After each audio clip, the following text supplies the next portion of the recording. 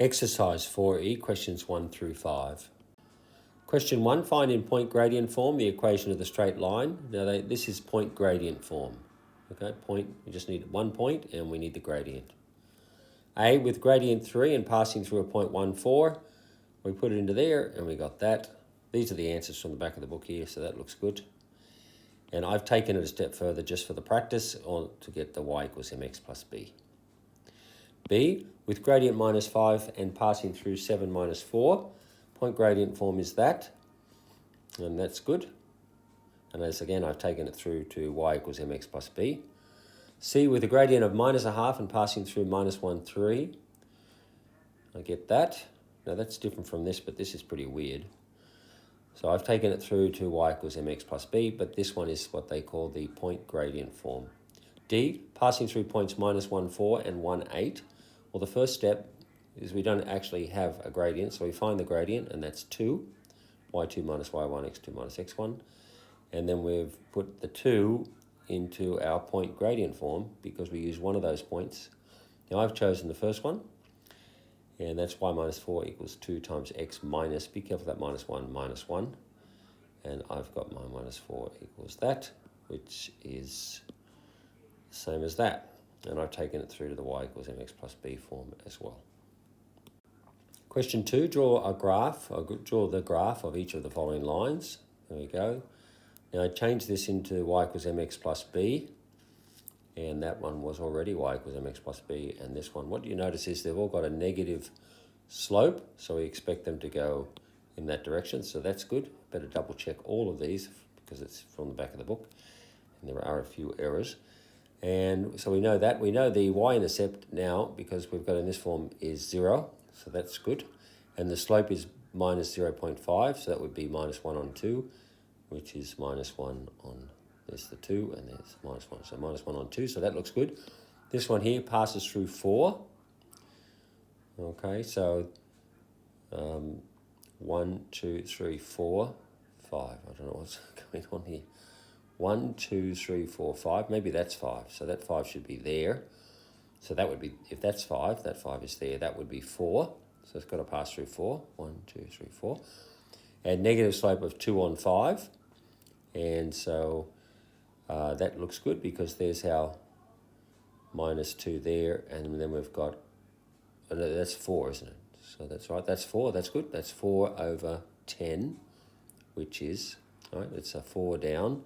And it's a positive 10, so it's minus 4 on 10, which is minus 2 on 5. So that's good, except that 5 should really be there.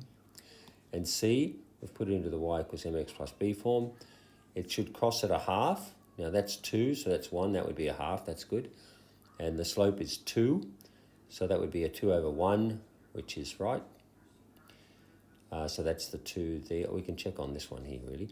So there's your 2 down, so that's your minus 2, and that's a plus 1, so that's minus 2 on 1. So that's good. Great. Question 3, a ski resort planner works on designing ski slopes. Find the equations of the following slopes in the form of straight lines and hence draw them. A slope with gradient 4 and passing through minus 2, 5. Or we use the point gradient form there, and we get y equals 4x plus 13. That's good. B, a slope with gradient 2 on 7 and passing through 7 minus 2. Again, we use the point gradient form. So that's y minus y1. They've got the slope there, or the gradient, times x minus 7, x1. And that resolves to y equals 2 on 7, x minus 4. Now they've just got 2 on x minus 7. Okay, so this is the answer here. C, a slope passing through minus 3, 1, and 2, 0. First step, we don't have the slope, so we find the slope. Now we've got y2 minus y1 and x2 minus x1. So it's 1 minus 0 and minus 3 minus 2. And that's 1 over minus 5, which is equal to minus 1 on 5. So we're going to use this point. It's an easy one to use. Y minus 0 equals minus 1 on 5 times x minus 2. And that is the same as that, so that's good. D, a slope passing through these 2 points. And again, we don't have the slope, so we find it. M equals minus 2 minus 0 and minus 1 minus 2. That's minus 2 over minus 3, which is 2 on 3. And then we're going to use the easier point, which is this one. So we've got y minus 0 equals 2 on 3 times x minus 2. And we get that, which is a bit different there. They've got a plus, I've got a minus. I think we're okay. because we've got minus. That's obviously a minus, right? Good. Okay.